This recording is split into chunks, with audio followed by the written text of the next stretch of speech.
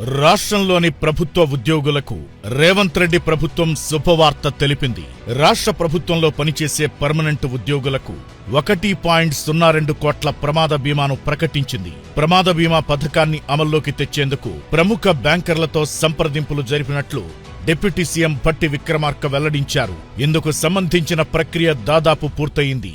త్వరలోనే ఈ విధానం అమల్లోకి వస్తుంది. ఉద్యోగుల సంక్షేమమే ధ్యేయంగా ప్రజాప్రభుత్వం పనిచేస్తోందని ఉప ముఖ్యమంత్రి అన్నారు. ప్రజాప్రభుత్వం నిర్ణయంతో సుమారు 5.14 లక్షల మంది ప్రభుత్వ ఉద్యోగుల కుటుంబాలకు ప్రయోజనం చేకూరుతుంది. విధి నిర్వహణలో అనుకోని ప్రమాదాలు జరిగితే ఉద్యోగుల కుటుంబాలు రోడ్డున పడకూడదన్న ఉద్దేశంతోనే భారీ బీమా కవరేజీ కల్పిస్తున్నట్లు భట్టి తెలిపారు.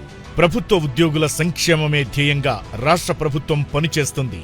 పథకాలను, అభివృద్ధి కార్యక్రమాలను ఇంటింటికి చేరవేసే ఉద్యోగులను తమ ప్రభుత్వం సొంత కుటుంబ సభ్యులుగా భావిస్తుందన్నారు.